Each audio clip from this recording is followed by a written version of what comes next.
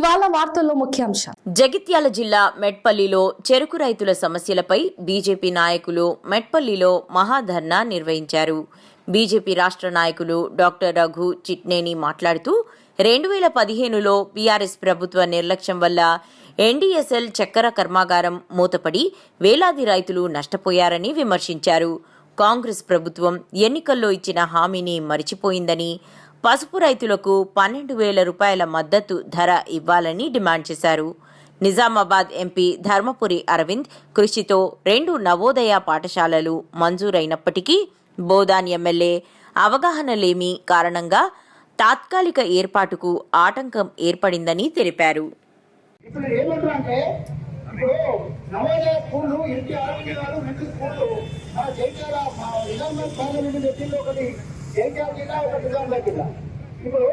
Navodaya school గోధుమ sugar ఫ్యాక్టరీకి 8 ఎకరాల భూమిని కేటాయించాడు. షుగర్ ఫ్యాక్టరీ 8 ఎకరాల భూమిని కేటాయిస్తే షుగర్ ఫ్యాక్టరీకి దానదత్తం చేయాలనే ఉద్దేశం. షుగర్ ఫ్యాక్టరీ తెప్పించే ఆలోచన కనబడుతుందా? ఎందుకంటే 8 ఎకరాలు మీరు గోధుమ షుగర్ ఫ్యాక్టరీకి నవోదయ స్కూల్ మీరు అలాట్ చేస్తే షుగర్ ఫ్యాక్టరీ ఉద్దేశం అందుకనే చెప్తున్నా, మీరు ఎట్టి పరిస్థితుల్లో కూడా ఉత్తమ్ సేన్ షుగర్ ఫ్యాక్టరీ తెలియాలా? కాంగ్రెస్ గవర్నమెంట్ వచ్చినప్పుడు మీరు అన్నారు ఇచ్చే 2-3 నెలలు తెచ్చుకున్నారు. ఇప్పటి వరకు మీరు ఊహించలేరు. మీరు ఎక్కే పరిస్థితిలో అరవింద్ గవర్నమెంట్ ఆధ్వర్యంలో మేము ముఖ్యమైన షుగర్ ఫ్యాక్టరీ చర్చించే వరకు మేము నిద్ర పోనీయము. గవర్నమెంట్ మీరు నిద్ర పోయాము, నిద్ర పోమని తెలియజేస్తున్నాం. మా ముఖ్యమైన షుగర్ ఫ్యాక్టరీ తెచ్చే వరకు కార్యకర్తలు అందరూ కూడా సమస్యగా ఉద్యమాలు చేపడతాం. ఐక్య వేదిక మిత్రులందరికీ ఒకటే తెలియజేస్తున్నాం. మేము మా భారతీయ జనతా పార్టీ ఐక్య వేదికకు మేము మద్దతు ఇస్తున్నాము.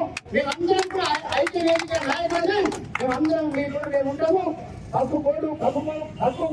తప్పుకు మద్దతు కావాలని మీరు అంటున్నారా? దానికోసమని ఇప్పుడు మా రఘు డాక్టర్ గారు చెప్పినట్టు ఎంపీ అరవింద్ గారు నిర్ణయం చేస్తే వాళ్ళు రాష్ట్ర ప్రభుత్వంతో కేంద్ర ప్రభుత్వం మాట్లాడి తప్పుకు మనకు మద్దతు వచ్చే విధంగా ప్రయత్నం చేస్తున్నారని తెలియజేస్తుంటూ భారత్ మాతాకి